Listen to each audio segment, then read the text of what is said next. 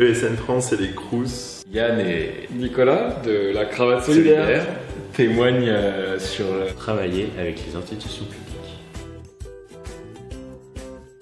En 3 mots, je dirais relation, parce que nous à la Cravate Solidaire, on a toujours essayé de rencontrer nos interlocuteurs avant de déposer des dossiers. Je dirais ténacité, parce qu'il faut savoir ne pas lâcher l'affaire et aller à la rencontre directe des politiques dans leur soirée, leur proposer de venir visiter votre association, et c'est comme ça que ça va fonctionner. Et je dirais CERFA, parce que tous les dossiers qu'on a à faire, ce sont des CERFA. Travailler avec les instances publiques, c'est avoir un impact à plus grande échelle, s'enrichir, mais aussi savoir être flexible dans le travail avec eux. Les institutions publiques avec qui on travaille, pour le développement national, ça va être surtout le CGET, qui est le Commissariat Général à l'égalité des territoires et qui finance les têtes de réseau qui agissent sur les publics politiques de la ville, et le FDVA qui a pour but de financer les formations de bénévoles. Donc on finance surtout les formations des porteurs de projets qui portent l'association en région avec ça. À Paris, nous on est plus en relation avec les services emploi des communautés d'agglomération ou des mairies, et du coup on essaye de leur proposer des projets innovants pour accompagner au mieux les demandeurs d'emploi sur chaque territoire. En tant que réseau national, on travaille à l'échelle nationale avec les ministères de l'enseignement supérieur et de la jeunesse, mais aussi avec l'agence Erasmus+, qui est plus en lien avec notre domaine d'activité, mais également avec les CNUS pour avoir un impact à l'échelle locale pour nos associations. Mais on a aussi un travail à l'échelle régionale en lien avec la région Île-de-France et la mairie de Paris. Je dirais que dans un premier temps, c'est le fait d'avoir pu rencontrer grâce à AnimaFac beaucoup de chefs de cabinet et beaucoup de personnes clés qui travaillent avec les élus. Et ça nous a permis d'amorcer pas mal de projets avec les institutions. Ce qui concerne les people un peu plus charismatiques, on a eu la chance de rencontrer François Hollande notamment, et c'est vrai qu'on a récupéré sa cravate qui orne notre local, et c'est la personne qui crée les questions à chaque fois que les gens rentrent dans notre local. Ils nous demandent comment vous avez la cravate de François Hollande, et mine de rien, ça joue en notre faveur et ça apporte du crédit à l'association. De par nos activités, les événements qu'on a pu organiser, et les lieux aussi où on travaille, on a pu rencontrer la ministre de l'Enseignement supérieur il y a peu, mais aussi dans le cadre de nos activités et des 30 ans du programme Erasmus, on travaille en ce moment avec la directrice de l'agence située à Bordeaux pour promouvoir un projet d'envergure nationale. La plus belle victoire avec les institutions publiques, ça a été dans un premier temps de se faire financer par le CGET, le FDVA. Ça avait beaucoup de sens pour nous parce que le CGET, il y a une dimension de tête de réseau, ce à quoi on aspirait de fait dans l'association.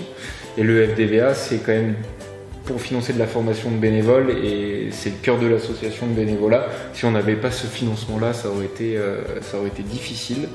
Et une belle victoire également, ça a été le fait d'être soutenu par le ministère de l'ESS dans le cadre des contrats impacts sociaux, là où on a essayé quand même, oui, de pas mal nous décourager, donc la ténacité a eu son petit effet.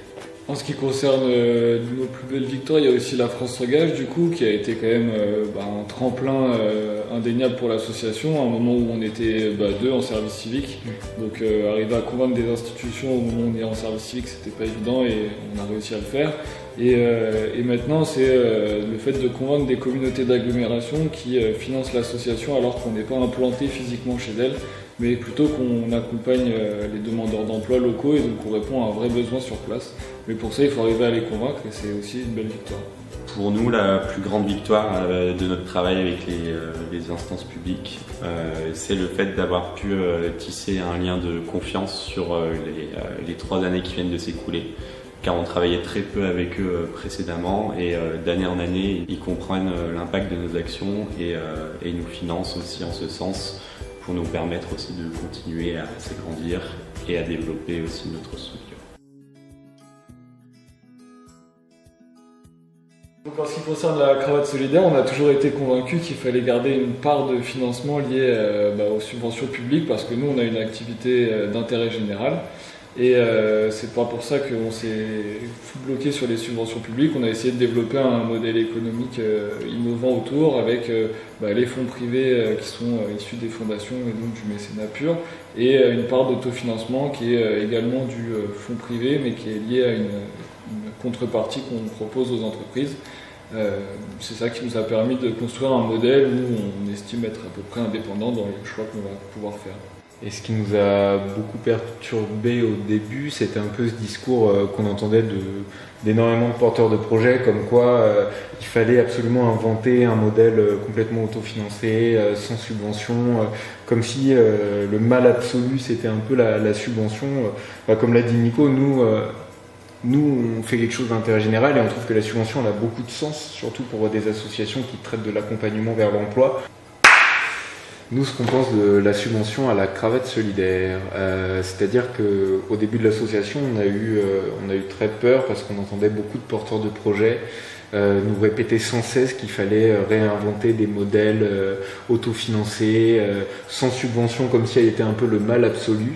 Nous, on a voulu prendre la tangente de ça et se dire, non, en fait, on a un projet d'intérêt général, l'association, la subvention, elle a beaucoup de sens pour l'association et surtout que c'est difficile pour des associations comme nous qui traitent de l'accompagnement vers l'emploi d'inventer des modèles économiques qui n'ont pas de sens pour éviter absolument les subventions.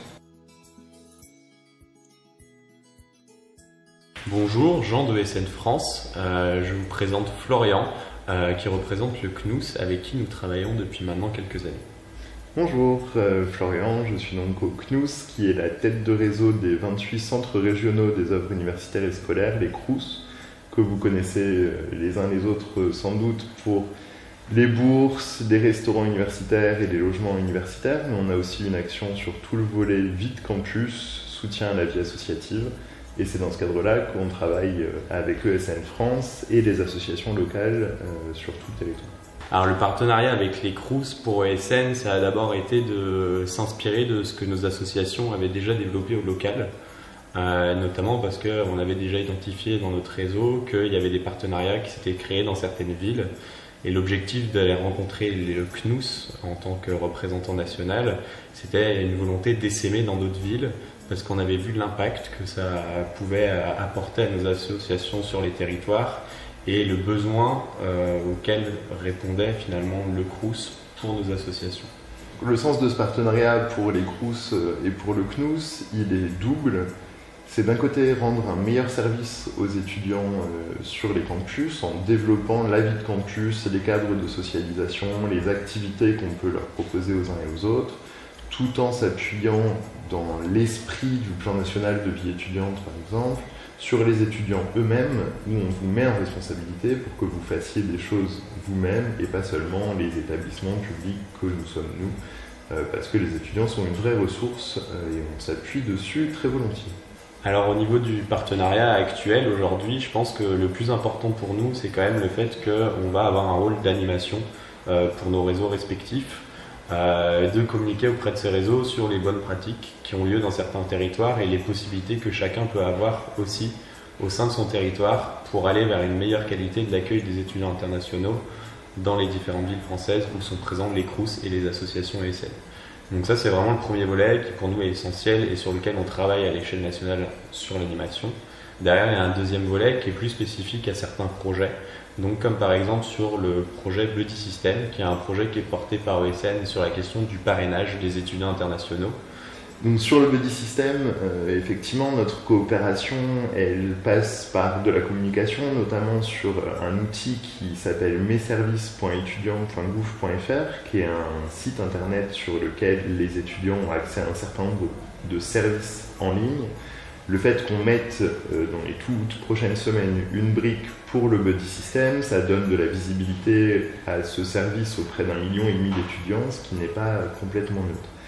Ça illustre bien cette manière de faire que notre coopération, elle n'est pas que financière, même s'il y a le versement d'une subvention du CNUS à ESN France. Vous, pour que vos partenariats prennent vraiment et que la mayonnaise prenne, il faut que vous compreniez les enjeux et les intérêts de vos partenaires, que sont les CROUS ou d'autres institutions publiques. Donc notre partenariat, déjà on l'a formalisé dans une convention entre le CNUS et ESN France, donc on a un cadre assez simple, et ce cadre-là qui marque nos ambitions et les projets qu'on mène ensemble, on le fait vivre, c'est-à-dire que par exemple moi je suis déjà intervenu à une assemblée générale de ESN, où on a aussi eu des discussions avec les assos locales pour identifier vraiment les bonnes pratiques. Et donc ça, cette vie-là, elle se traduit aussi par des points réguliers qu'on fait. C'est pas juste on signe une convention et on se voit une fois par an au moment de recevoir la notification de subvention.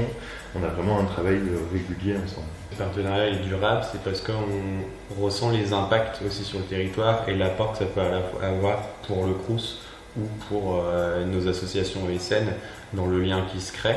Moi, l'échelle nationale est aussi là pour accompagner cette mise en relation. Merci Jean. Merci Florian. Au revoir Jean. À bientôt.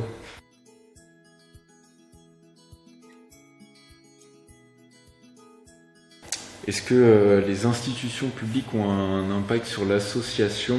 Nous, dans notre cadre, il faut savoir qu'il y a des lois qui sortent par rapport à la discrimination et qui peuvent entraîner les entreprises à avoir des actions dessus. Donc forcément, ça impacte notre activité et forcément des entreprises nous sollicitent pour participer à nos ateliers ou être sensibilisées à la discrimination. Donc oui, dans un certain sens, les institutions publiques, les lois changent notre activité et nous ramènent des entreprises privées à nous contacter. Il y a également les chartes qui sont imaginées par les pouvoirs publics et qui obligent entre guillemets les entreprises à avoir des actions sur des publics plus ou moins défavorisés. Et du coup, nous, en tant qu'association, on est un outil pour ces entreprises pour avoir un impact sur les populations et donc répondre aux obligations de ces chartes. Au niveau du travail avec les instances publiques, à ESN, on vit ça pas au quotidien, mais tout au long de l'année avec le travail qu'on peut avoir avec ces acteurs, car les réflexions qu'ils vont nous apporter, les orientations qu'ils vont nous présenter, les besoins qu'ils vont avoir et sur lesquels ils vont nous solliciter vont enrichir nos réflexions et vont faire évoluer nos projets. Donc l'impact il est direct de par l'enrichissement en réflexion qu'ils nous apportent.